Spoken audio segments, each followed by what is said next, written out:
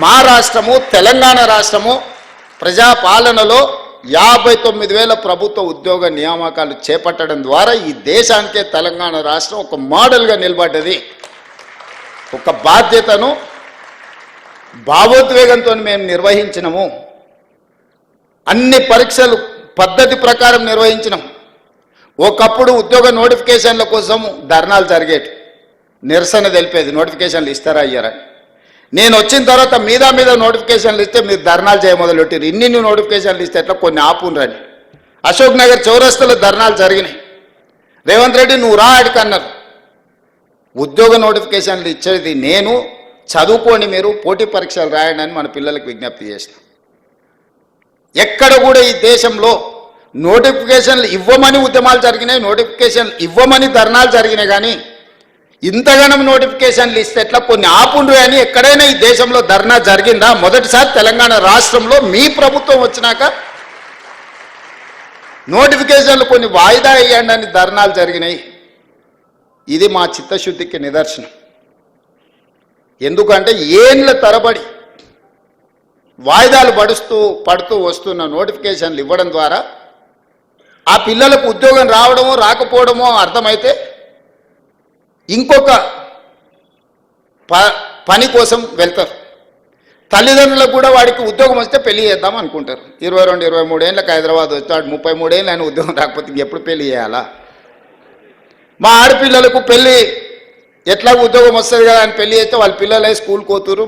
మా చెల్లెళ్ళకు వాళ్ళకు ఉద్యోగం అనేది తెలియకుండా పోయింది.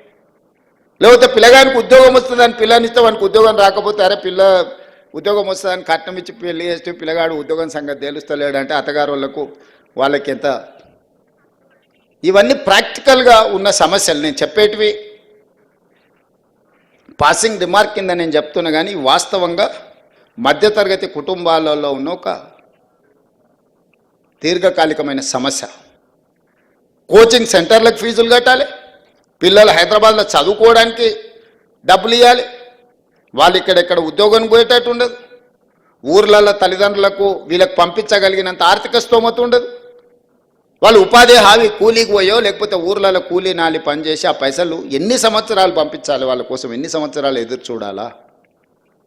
అందుకే నేను నిర్ణయించుకున్నా, ఏ ఖాళీలైనా పెండింగ్ పెట్టకండి.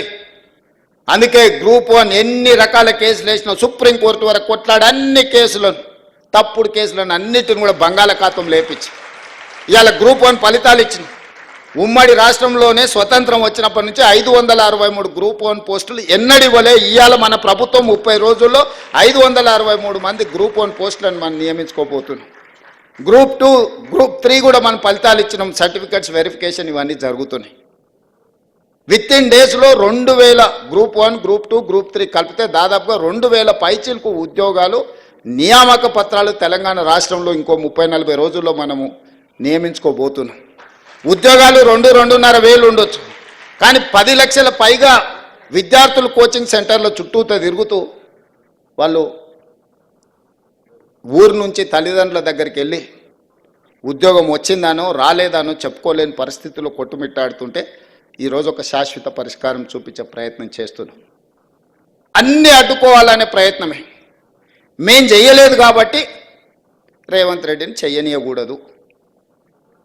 మేము రోడ్లు వేయలేదు, ఈయన రోడ్లు వేయకూడదు. మేము ఉద్యోగాలు ఇవ్వలేదు, ఈయనను ఉద్యోగాలు ఇవ్వనీయకూడదు. మేము సాగునీటి ప్రాజెక్టులు పూర్తి చేయలేదు కాబట్టి ఈయనను చేయనీయకూడదు. మేము పరిశ్రమలు తేలేదు, ఈయన తెస్తే ఏదో ఒకటి కాళ్ళల్లో కట్టడం పెట్టాలి. ప్రతిదీ ఆనాడు ఒక వ్యక్తి, ఒక కుటుంబం, ఒక రాజకీయ పార్టీ సెంట్రిక్గా ఈ రాష్ట్రంలో నిర్ణయాలు జరిగితే ఈరోజు ప్రజల కోణంలో, నిరుద్యోగ యువకుల కోణంలో, విద్యార్థుల కోణంలో ఈరోజు మన ప్రభుత్వం, ఈరోజు విద్యార్థులకు మీరందరూ గ్రామాల నుంచి వచ్చిన వాళ్ళే, దాదాపుగా డైట్ ఛార్జెస్ 10 సంవత్సరాలు పెంచలేదు. నేను 40% డైట్ ఛార్జెస్ సింగిల్ స్ట్రోక్లో నేను ఇచ్చిన.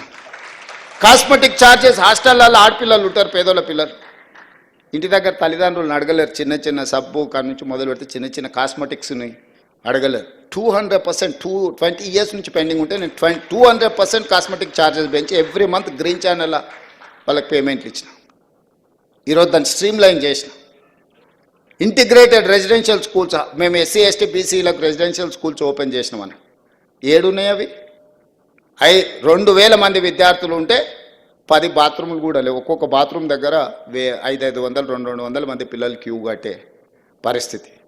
అక్కడి నుంచి ఈరోజు ప్రతి నియోజకవర్గానికి ఒక young India integrated residential schools 20 నుంచి 25 ఎకరాలలో 200 కోట్ల రూపాయలతోటి మన సింగిల్ జీవో 58 నియోజకవర్గాలలో అనుమతించిన 11,000 కోట్ల రూపాయలు మంజూరు చేసిన. గ్రీన్ ఛానల్లో కలెక్టర్ల ఖాతాలు ఆల్రెడీ నగదు కలెక్టర్ ఖాతాలు నిధులు పెట్టేసిన. రేపు పొద్దుగాలే బిల్లులు వచ్చినాయి రాలేదని కాంట్రాక్టర్లు పని ఆపితే పిల్లలకు నెక్స్ట్ అకాడమిక్ ఇయర్ లోపల ఒక మంచి ఇన్ఫ్రాస్ట్రక్చర్ ఇవ్వాలి కార్పొరేట్ లెవెల్లో వాళ్ళకు విద్యను అందించడానికి. అదేవిధంగా స్కిల్స్కి సంబంధించి యంగ్ ఇండియా స్కిల్స్ యూనివర్సిటీ ప్రతి సంవత్సరం 1,10,000 మంది ఇంజనీరింగ్ విద్యార్థులు పాస్ అవుతున్నారు తెలంగాణ రాష్ట్రంలో. 1,10,000 మంది ఇంజనీర్లు బయటకు వస్తే 10,000 మంది కూడా ఉద్యోగాలు వస్తలేవు. 1,00,000 మంది ఖాళీగానే ఉంటున్నారు. తల్లిదండ్రులు వచ్చి కలుపుతారు, సార్ మా పిల్లగాడు ఇంజనీరింగ్ చదువుకున్నాడు ఏదైనా ఉద్యోగం చూడు సార్ అని. మన ఢిల్లీలో బిల్ గేట్స్ వస్తే ఒక ఆయన వచ్చింది, సార్ బిల్ గేట్స్ వచ్చింది కానీ నువ్వు చెప్తే ఉద్యోగం ఇవ్వడమ్మా పిల్లగానికి ఇవ్వండి అని. ఎట్లా వస్తుంది అంటే, సార్ మరి ఇంజనీరింగ్ చదువుకున్నా నాకేం తెలుసు సార్.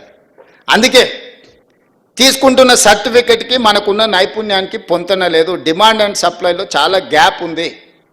ఈ గ్యాప్ను ఫిలప్ చేయడానికే యంగ్ ఇండియా స్కిల్స్ యూనివర్సిటీని ఒక అద్భుతమైన మోడల్ని దేశానికి ఆదర్శంగా ఉండే విధంగా ఈరోజు యంగ్ ఇండియా స్కిల్స్ యూనివర్సిటీని తీసుకొచ్చినాం. మన పిల్లలకు సాంకేతిక నైపుణ్యాన్ని పెంపొందించడం ద్వారా ఉద్యోగమే కాదు స్వయం ఉపాధి కూడా వాళ్ళు కల్పించుకోవడానికి అవకాశం ఉంటుంది. వాళ్ళకు అవకాశాలు కల్పించాను యంగ్ ఇండియా స్పోర్ట్స్ యూనివర్సిటీని తీసుకొచ్చినాం.